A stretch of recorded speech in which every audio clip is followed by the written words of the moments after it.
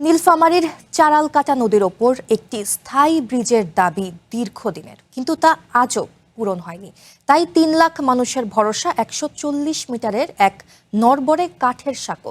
ঝুঁকি নিয়েই শত শত গ্রামবাসীকে চলাচল করতে হচ্ছে এই পথে। বিশেষ করে শিক্ষার্থী ও রোগীদের দুর্ভোগ সবচেয়ে বেশি। শামসুল হক, বয়স ৬২ বছর। প্রতিদিন সকালে ঘুম থেকে উঠে নিজের পকেটের টাকায় কেনা লোহার পেরেকার হাতুড়ি দিয়ে ছুটে আসেন এখানে, মেরামত করেন এই কাঠের সাঁকো। কোথাও কাঠ খুলেছে, আবার কোথাও ভেঙে পড়েছে ব্রিজের পাটাতন। দীর্ঘ ৫৫ বছর ধরে এভাবেই জোড়াতালির কাজ করে যাচ্ছেন তিনি। বহু এমপি গেছে, ওই আসি বলে যে আমরা এটা ব্রিজ করে দেব। ওই ভোট নেওয়ার সময় আসি বলে, আর এখান থেকে যখনই চলে যায় তখন এইদিকে আর কোনো খেয়াল থাকে না।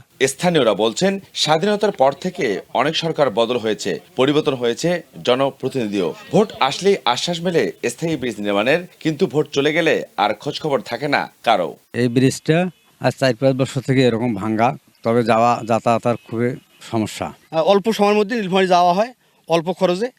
এই ব্রিজটা না থাকার কারণে মানুষ একটু খুব ভুক্তভোগী।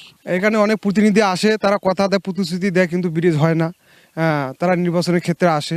নীলফামারীর জলঢাকা উপজেলার খুঁটামারা ও শিমুলবাড়ি ইউনিয়নের একমাত্র সহজ যোগাযোগ ব্যবস্থার পথ এই নাওঘাট। চালকাটা নদীতে একটি স্থায়ী ব্রিজ নির্মাণের দাবি দীর্ঘদিনেও পূরণ হয়নি।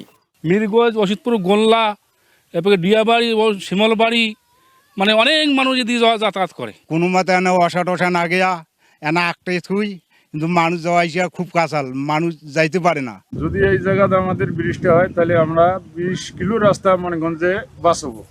আর যদি এই জায়গায় ব্রিজটা না হয় তাহলে আমার ২০ কিলো রাস্তা ঘড়ি নীলফামারী যাওয়ার লাগবে। এই যে ব্রিজ, এই ব্রিজ বর্ষাকালে ভেঙে যায়, এই এলাকার লোক চাঁদাবান্ধা করিয়া ব্রিজটা তৈরি করে। এই জন্য আমরা আবেদন করতেছি এখানে যেন একটা অতি তাড়াতাড়ি আমাদের এখানে ব্রিজ একটা যেন হয়। তবে এ বিষয়ে ক্যামেরার সামনে কথা বলতে রাজি নন নির্বাহী প্রকৌশলী কিংবা সিনিয়র সহকারী প্রকৌশলী। এই বিষয়ে আমি কথা বলবো না, কোনো যা বক্তব্য অফিস প্রধান দেবে, বোঝেন, আমরা তো বক্তব্য দিতে পারি না। তবে এই ব্রিজ নির্মাণ হলে শুধু খুঁটামারা ও শিমুলবাড়ি ইউনিয়ন নয়, মিরগঞ্জ ও জেলা সদরের রামনগর ইউনিয়নের প্রায় ৩ লাখ মানুষের যাতায়াতের নতুন দ্বার উন্মোচন হবে। Abu Sadpu, one news, Nilphamari.